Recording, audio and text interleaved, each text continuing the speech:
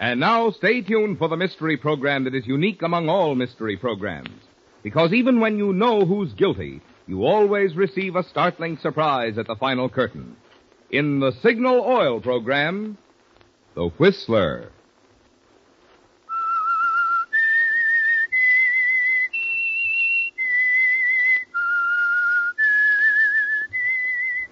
S-I-G-N-A-L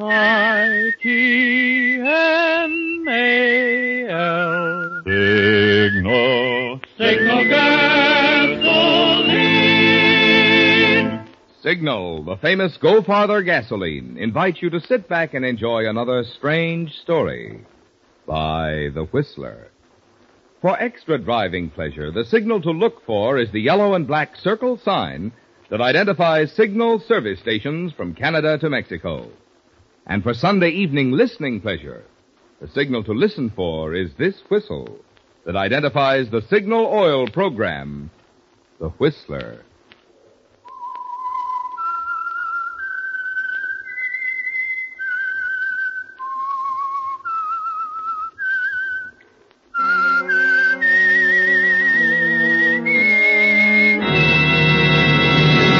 I am the Whistler, and I know many things, for I walk by night.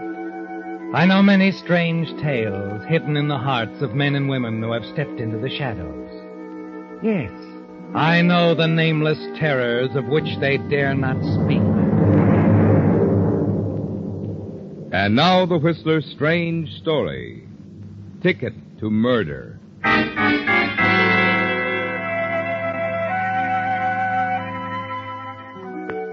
Standing at the window of the cheap hotel room and looking out over the outline of lights and neon that was Kansas City after sundown, Eve Benton felt a dread, pressing sense of loneliness, concern. That the condition would pass, she was certain. She'd managed before, she would manage again, some way. But she wasn't thinking of that now. Eve Benton was being sorry for herself, forgetting her good points. The quiet, restless beauty in her face, the sullen attractiveness of her features. She was annoyed at the city and the world. She raised the window as though voicing of her resentment, and she heard other words nearby. They came from the next room. This thing at $30,000. That's the deal. A lot of money. A lot of money. Not for the return of the Perriman necklace. $30,000. And no questions asked? Is that what the insurance company says? Yeah, that's what they say. You really got the Perriman necklace? That I gotta see. Does this look like it? Yes, it does.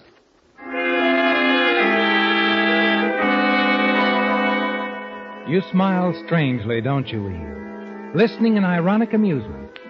30,000, one of the men next door said.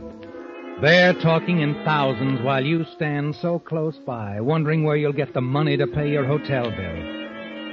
You start to close the window when the voices suddenly grow louder and raised in anger. You can't get away with this.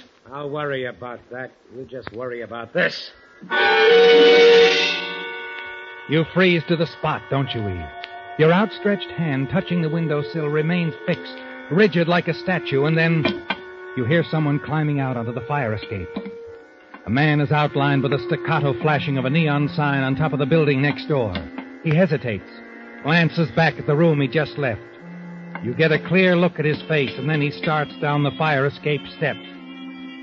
You lean out, see the man drop to the ground and disappear into the shadows of the alley below. You wait, staring, then run out of your room into the hall. The door to the room next door is partially ajar. You run to it and glance inside. A man on the floor, lying very still. He's dead, isn't he, Eve? You're about to turn and run when your eyes fasten on the telephone. Hello? Hello? Desk? Hello. Yes, what is it? Hello? Hello? Answer, please. Hello? You lower the phone, staring, unable to speak because of something you see. Something near the dead man's hand. A wallet, isn't it, Eve? Yes, with part of the contents spilled out. A few bills, and among them a train ticket. Something that you could use. Are we still connected? Yes. Yes, Eve. A train ticket for the West Coast, San Francisco, and almost $65 in currency. It's an answer to your problem, isn't it? You lose little time in packing, leaving your room by the same method as the man who fled only a few moments before. The fire escape.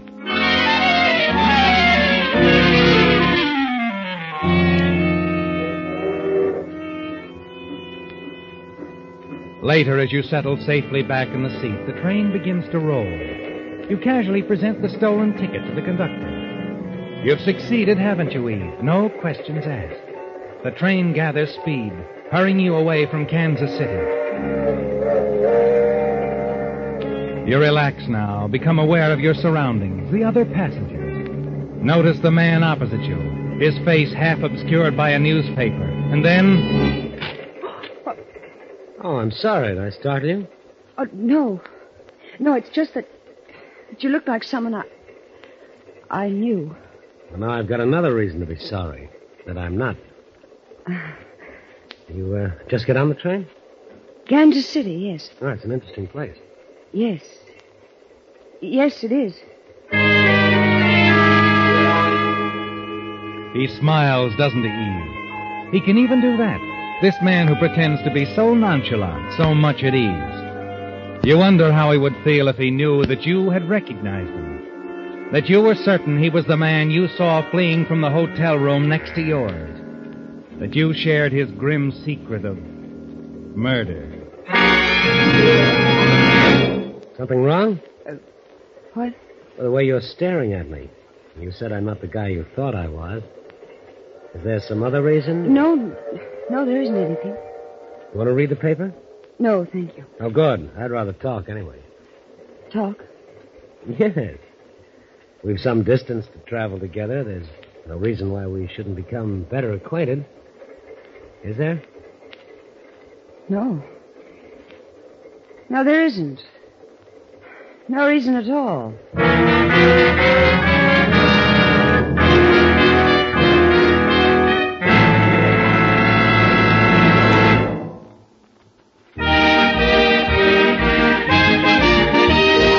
Tonight's $20 Signal gasoline book goes to Mrs. W.G. Reed of Long Beach, California, for sending in this limerick. My car seemed to need overhauling. The gas it consumed was appalling. Then Signal I tried, and now when I ride, I can pay for my gas without bawling. Signal, signal, signal gasoline. Your car will go for the gasoline. Our congratulations to Mrs. Reed for her very human way of describing the good mileage you enjoy with Signal, the famous Go Farther gasoline.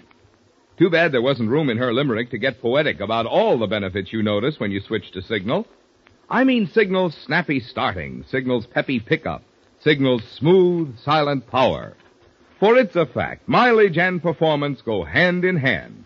If you'd like to enjoy both, then the next time your gas tank gets thirsty, treat your car to the gasoline that's packed with go. Fill up with Signal and go farther.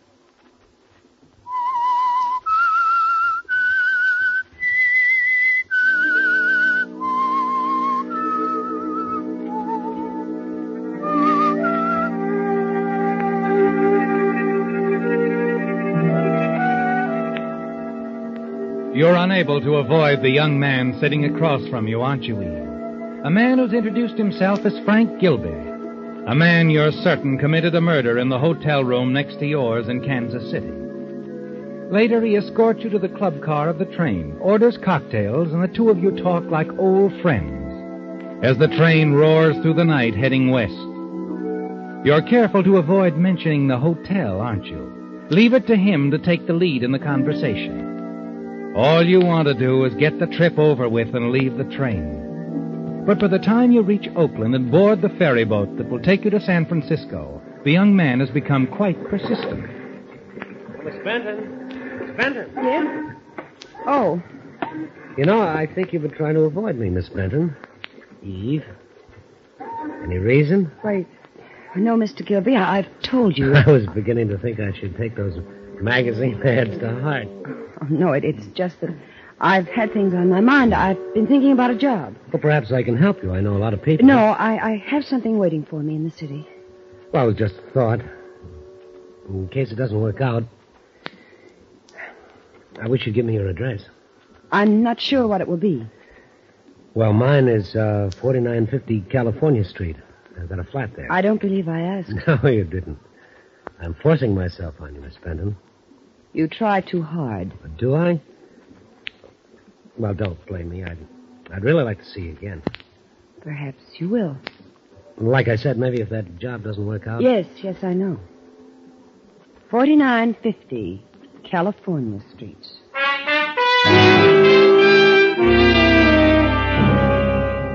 You want only to rid yourself of the persistent Mr. Gilby, don't you, Eve? Finally, once ashore and in a taxicab, you feel he's no longer a worry. You register at a small hotel on Geary Street. Dismiss him from your thoughts. But late the following morning, as you're having breakfast in a small diner, you're listening to the radio, and something the news announcer says sets you to thinking about Frank And in again. local news, the Perryman jewelry case has reached a stalemate, with the valuables still unreturned.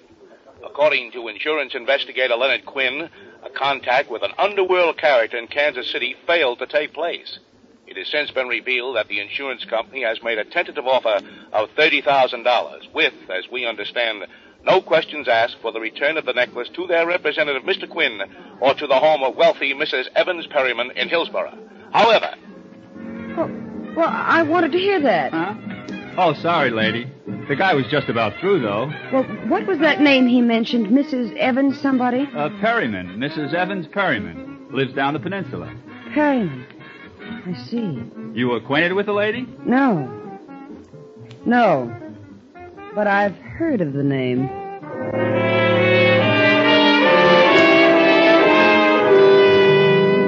Yes, the words of the newscaster set you to thinking, didn't they, Eve?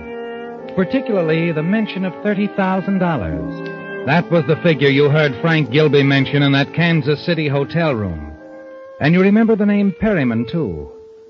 Strangely enough, after you've taken a cab to 4950 California Street, walked up the stairs to Frank Gilby's flat. As you're about to knock on the door, you hear the words again. For Quinn. Yeah. That $30,000 on the Perryman deal. You get me the money and you'll get the necklace back. Yes, that's right. Take a couple of days. The contact is out of town. Sure. All right, bye.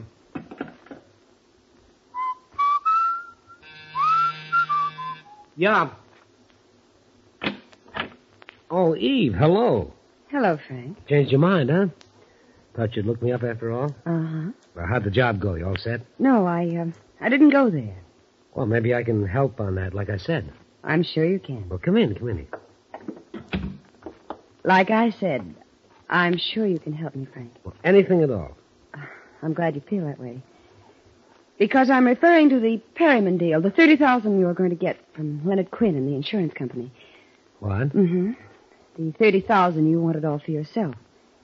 That's why you killed your partner back there in that Kansas City hotel, took the necklace. I happened to be in the next room. I see. So you've got a new partner now, Frankie. Oh, have I? Mm-hmm. And I wouldn't try anything if I were you. I've taken the necessary precautions. If something happens to me... The cops find out about that little accident in Kansas City, and they come looking for me, right? Right. Well. Looks like I'm right behind the eight ball. You don't have to stay there.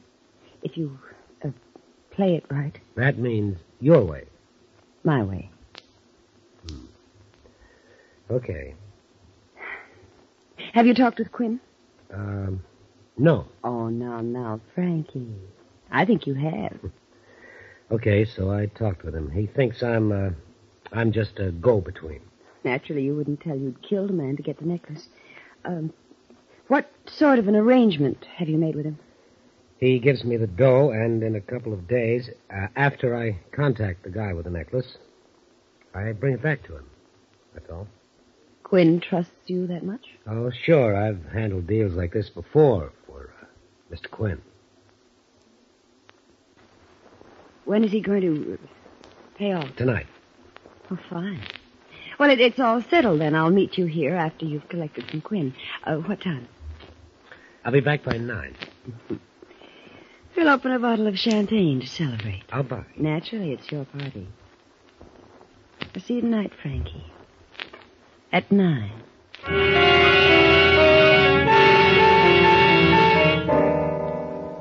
It was simple, wasn't it, Eve? Easier than you thought.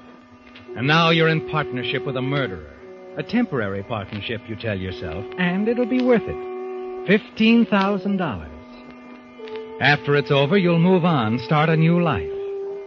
Yes, it was all so simple, talking your way into that partnership. But as the day wears on, you begin to wonder about it. Perhaps it was too simple, Eve. You really hadn't expected Frank to accept your demand so readily. The more you think about it, the more certain you become that he'll bear watching. Early that evening, you hurry back to his flat. And as your cab turns into California Street, you see Frank board a cable car. Driver. Yes, ma'am? Don't stop. I've changed my mind. I want you to stay close to that streetcar. Sure. But not too close. Okay, I get it.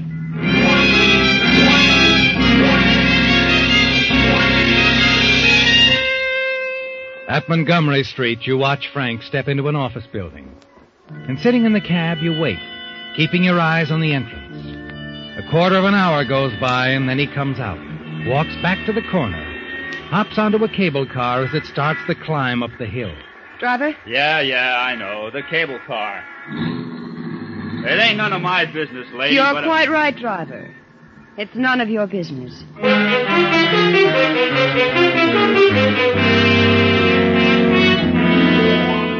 You follow Frank back to his flat. See him hurry inside. You're quite certain you know what he's up to, aren't you, Eve? But you want more time to think about it alone. So you tell your cab driver to keep going. Finally, you return to Frank's place. Well, hello. Sort of early, aren't you? I've changed my mind, Frank. I'd like to go with you when you get the money. Oh. Well, it's been called off. Called off? Well, postponed is what I mean, until tomorrow night. I just got a phone call from Quinn. Said he hadn't had time to get the money from his boss yet. Oh, I see. Sit down, sweetheart. I was looking forward to that champagne. Well, no reason why we can't celebrate in advance.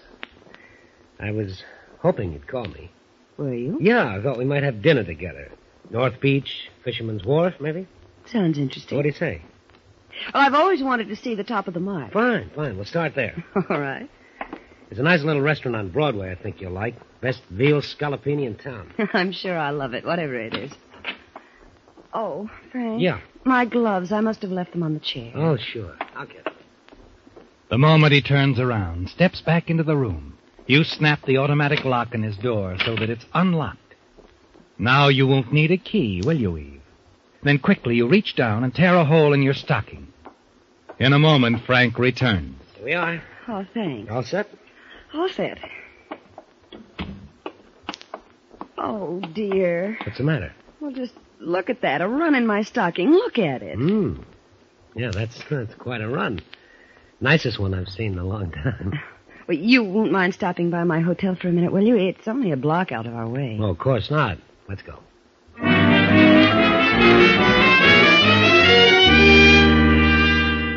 At your hotel, you leave Frank waiting in the cab parked at the entrance, while you hurry inside the crowded lobby and ride on out through the door on the other side.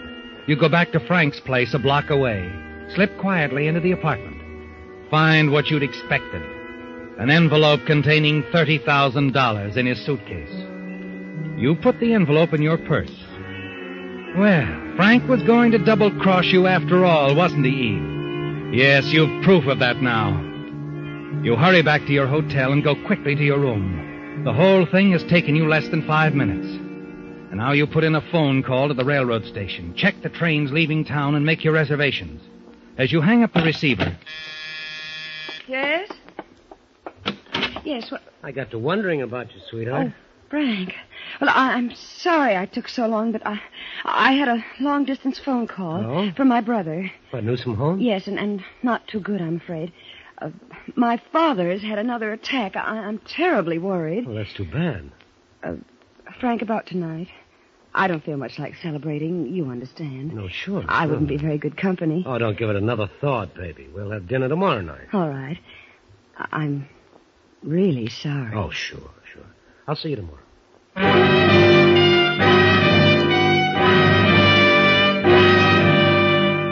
You watch from your hotel window and see Frank get into the cab and drive away. Quickly, you pack your things, check out of the hotel.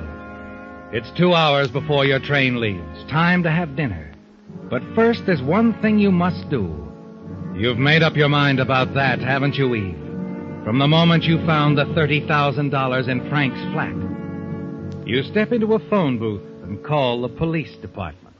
What was that, man? A murder, Sergeant, at the Alden Hotel in Kansas City 5 days ago. The killer is here in town. What? I arranged a deal with Leonard Quinn, the insurance investigator. Anything to do with the Perryman necklace robbery? Everything. The party I'm talking about took the Perryman necklace from the man who was killed in Kansas City. Go ahead. Well, I suggest you contact Mr. Quinn. Get him to tell you who he'd made that deal with, and you'll have the killer. You give me your name, ma'am? No, I won't. Goodbye.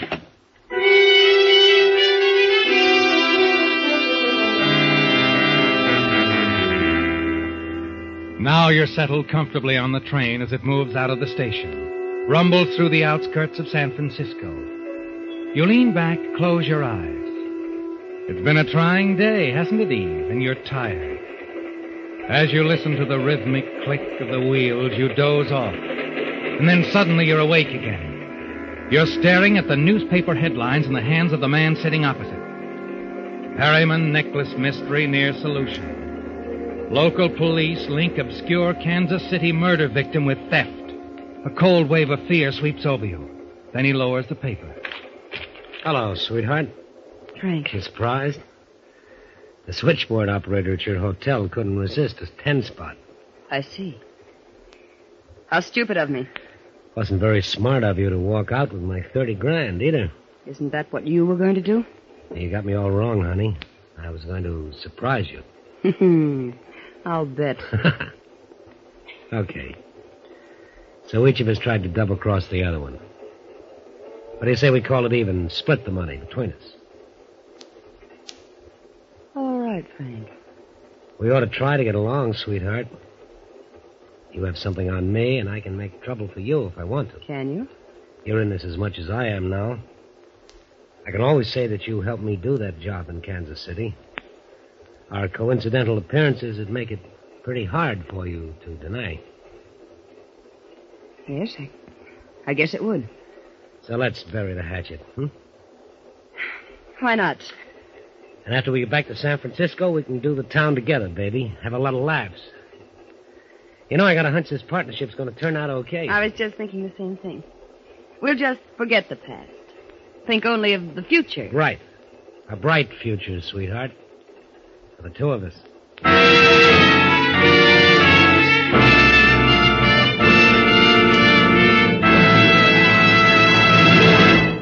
Here's good news for you motorists who will be needing a new battery this winter. Did you know there's now a new, finer battery guaranteed to last up to 2.5 times as long as ordinary batteries? It's the new Signal Deluxe battery, guaranteed for a full 2.5 years on a service basis. This amazingly long life is due to microporous all-rubber separators, which have been called the greatest improvement in batteries in 20 years. But longer life is only part of the story. Because these improved type separators hold twice as much acid solution between the plates, Signal Deluxe batteries deliver up to 35% more power. Yet this superior performance actually costs you less per month, which is really the only logical way to figure battery costs. What's more, right now Signal dealers are giving generous trade-in allowances for old batteries, plus liberal credit terms. No wonder drivers with an eye to economy, as well as those who demand top quality, are both heading for Signal service stations.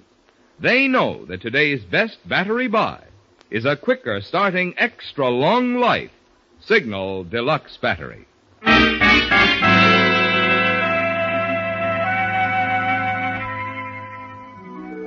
It was a shock, wasn't it, Eve, to find Frank Gilby on the train after you thought you'd slipped away from him in San Francisco.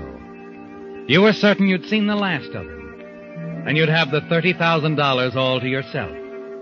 But then there he was, demanding his share. $30,000, Eve. A lot of money. And you made up your mind that Frank wasn't going to get any part of it regardless. In the morning, when the train pulls into Los Angeles, the $30,000 is still tucked away safely in your suitcase. And you're confident Frank Gilby will never bother you again. He'll never be able to involve you in the murder he committed in Kansas City. Yes, you're quite confident. Sure, aren't you, Eve? Even as the police board the train, step into your car, talk quietly to the other passengers. And then you find the lieutenant talking to you. That's right, Miss... Benton. Miss Benton. He was sitting here opposite you, according to the conductor. Well, you say he fell off the train, Lieutenant? Oh, how horrible. Oh, he seemed like such a nice young man, too. You didn't know him? Well, no, I'd never seen him before. We talked a little, of course, just train conversation. Hi, you know. Oh, it's you. Didn't waste any time getting down here, did you? Well, we got to keep our readers up on what's happening in our little old world, you know. Come on, Lieutenant. I want this to hit the next edition. What's with this guy fell off the train? Where'd it happen? Just out of San Luis Obispo. And he didn't fall. He was pushed. Uh-huh. Pushed? Why, what makes you think that, Lieutenant? Yeah. What's this all about? The San Francisco police got a tip last night. Phone call from a dame about a payoff. An insurance investigator was making a deal for the Perriman necklace with a party, she said, killed a man in Kansas City. Oh, another killing involved, huh? Mm-hmm. The insurance man was going to hand over $30,000 for the Perriman necklace. See, then you think the payoff was to be made here on the train? Yeah. Quinn completed the deal all right, because when his body was found, the necklace was in his pocket. Quinn? That's right. The man who was pushed off the train. Leonard Quinn. Well, he told me he was Frank Gilby. Well, he probably wanted to keep his identity covered until he'd completed the deal. I see. If our tip is right, the killer pushed Quinn off the train so that there wouldn't be any witness. Now, wait a minute. You think the killer who pushed Quinn off the train was the Kansas City killer, too? Well, that's what the woman who tipped us off told us. Now, all we have to do is examine all the luggage in these cars and search the passengers. Ah, I get it. And if you find the $30,000, you'll have... We'll have our killer. Ah. Well, Miss Benton, I'm sorry to bother you. But as long as we're here, we might as well start with you.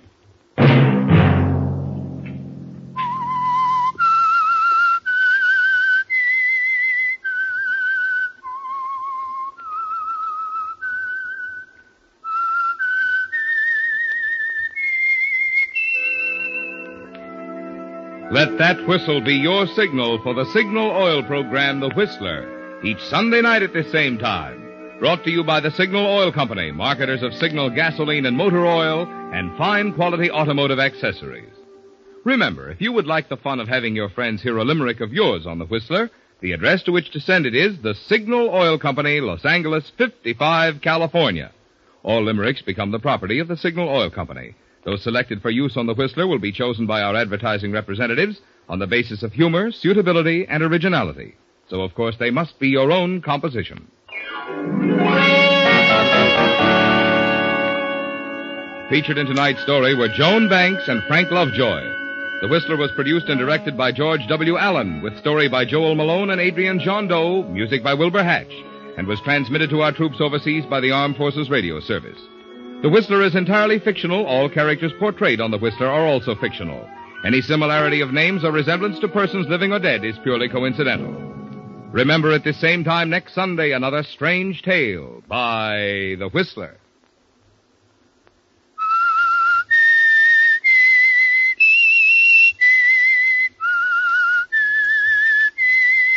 S-I-G-N-A-L Signal, Signal gasoline. When you give to the community chest, you're helping not just one organization, but many worthy causes that directly benefit 4 out of every 10 families. Think of that when you're deciding how much to give to the community chest. Marvin Miller speaking. This is CBS, the Columbia Broadcasting System.